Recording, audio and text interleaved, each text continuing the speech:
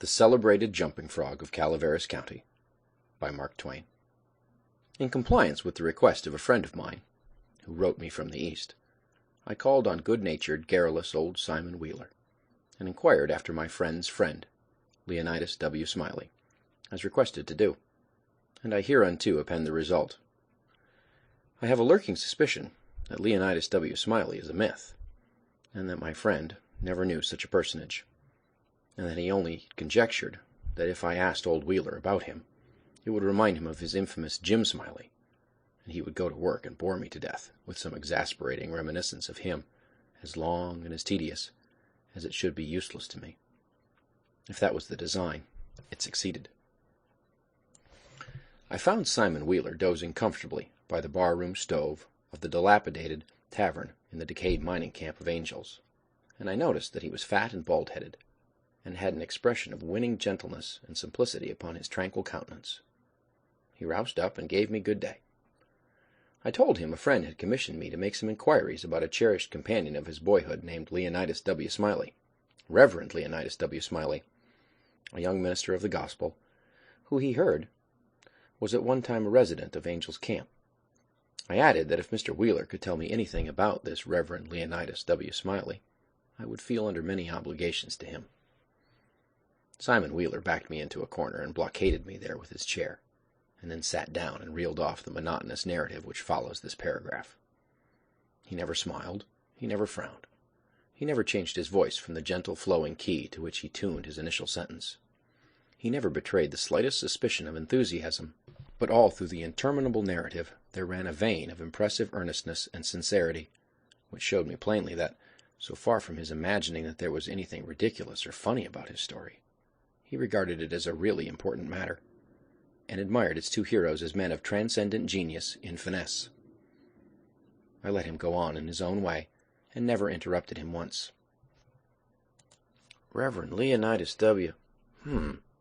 Reverend Lee... Well, there was a feller here once by the name of Jim Smiley, in the winter of '49, or maybe it was spring of '50. I don't recollect exactly, somehow, though what makes me think it was one or the other is because I remember the big flume weren't finished when he first came to the camp. But anyway, he was the curiousest man about always betting on anything that turned up you ever see, if he could get anybody to bet the other side. And if he couldn't, he'd change sides. Any way that suited the other man would suit him. Any way, just so he's got a bet.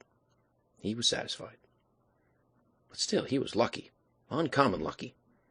He most always come out winner. He was always ready and laying for a chance. There couldn't be no solitary thing mentioned, but that feller'd offer to bet on it, and take any side you please, as I was just telling you. If there was a horse race, you'd find him flush, or you'd find him busted at the end of it. If there was a dog fight, he'd bet on it.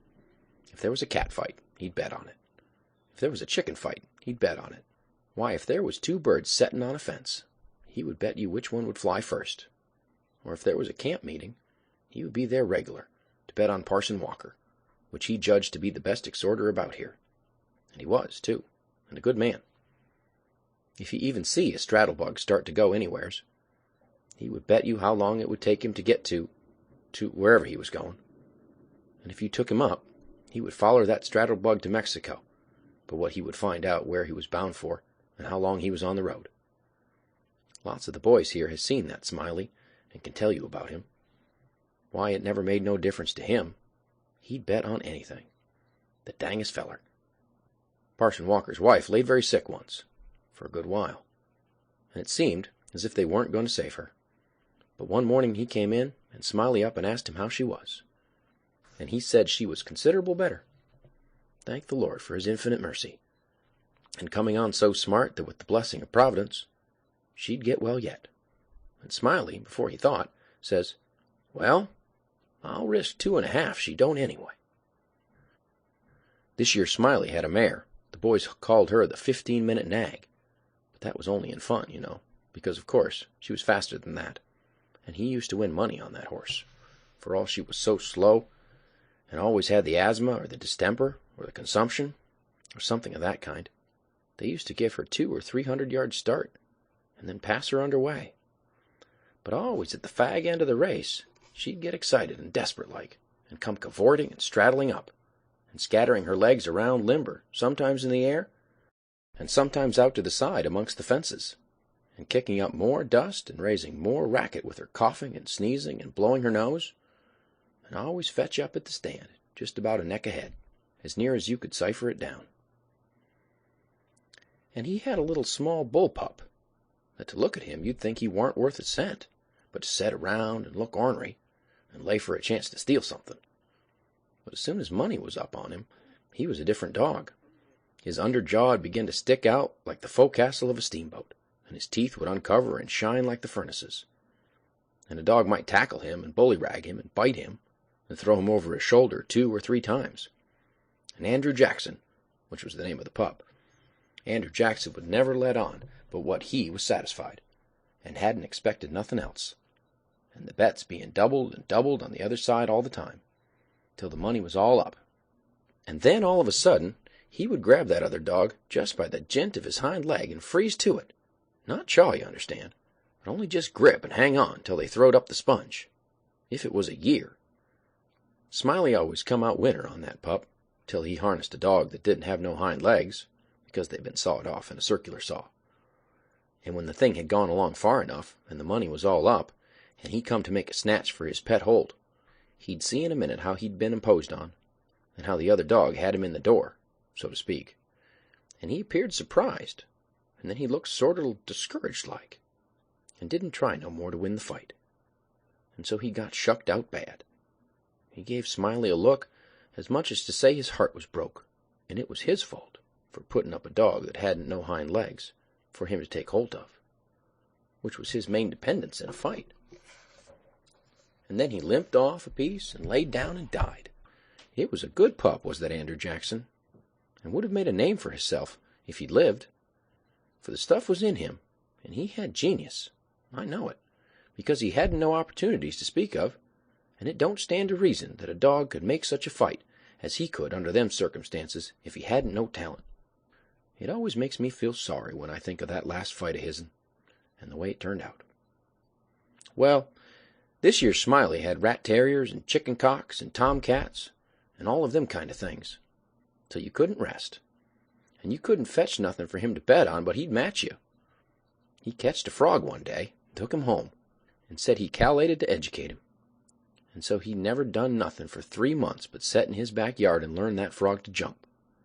And you bet he did learn him, too.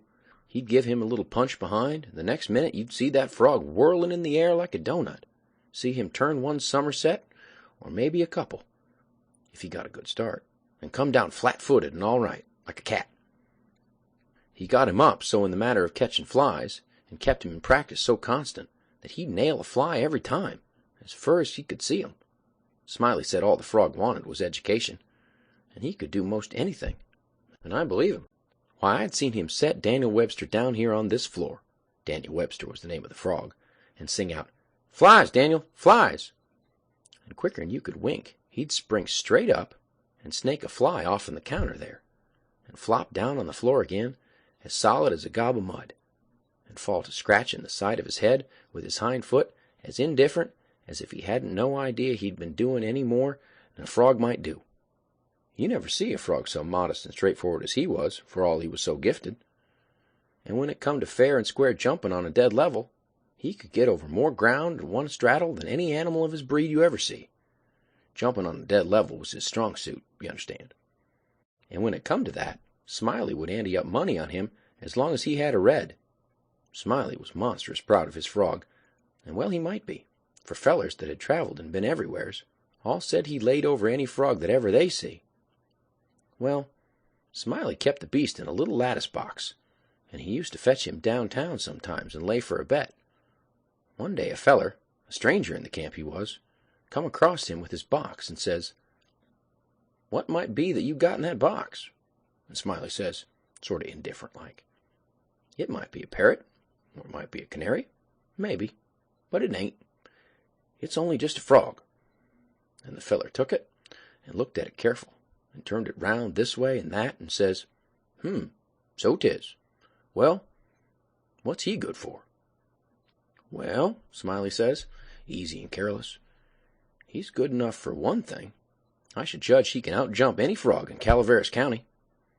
The feller took the box again, and took another long, particular look, and gave it back to Smiley, and says, very deliberate, "Well," he says, "I don't see no points about that frog that's any better than any other frog." "Maybe you don't," Smiley says.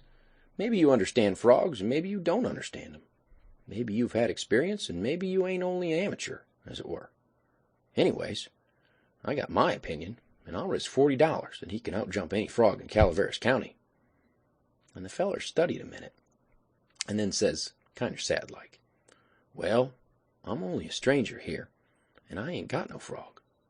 But if I had a frog, I'd bet you." And then Smiley says, "That's all right. That's all right. If you'll hold my box a minute, I'll go and get you a frog." And so the feller took the box and put up his $40 along with Smiley's, and sat down to wait. So he sat there a good while, thinking and thinking to himself. And then he got the frog out, and prized his mouth open, and took a teaspoon and filled him full of quail shot. Filled him pretty near up to his chin, and set him on the floor. Smiley, he went to the swamp, and slopped around in the mud for a long time.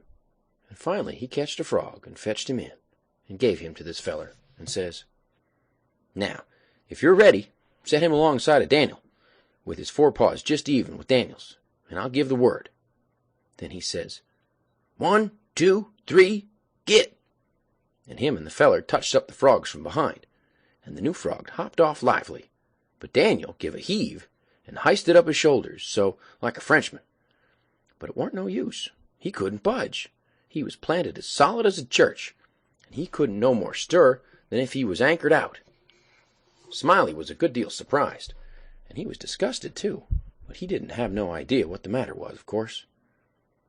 The feller took the money and started away, and when he was going out at the door, he sort of jerked his thumb over his shoulder at Daniel and says, very deliberate, "Well," he says, "I don't see no points about that frog that's any better than any other frog." Smiley, he stood scratching his head and looking down at Daniel a long time, and at last says, "I do wonder what in the nation that frog throwed off, for I wonder if there ain't something the matter with him.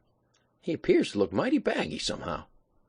And he catched Daniel up by the nape of his neck and hefted him and says, "Why, blame my cats if he don't weigh 5 pounds. And turned him upside down, and he belched out a handful of shot. And then he see how it was, and he was the maddest man. He set that frog down and took out after that feller, but he never catched him. And—" Here Simon Wheeler heard his name called from the front yard, and got up to see just what was wanted. And turning to me as he moved away, he said, "Just set where you are, stranger, and rest easy. I ain't going to be gone a second." But, by your leave, I did not think that a continuation of the history of the enterprising vagabond, Jim Smiley, would be likely to afford me much information concerning the Reverend Leonidas W. Smiley, and so I started away.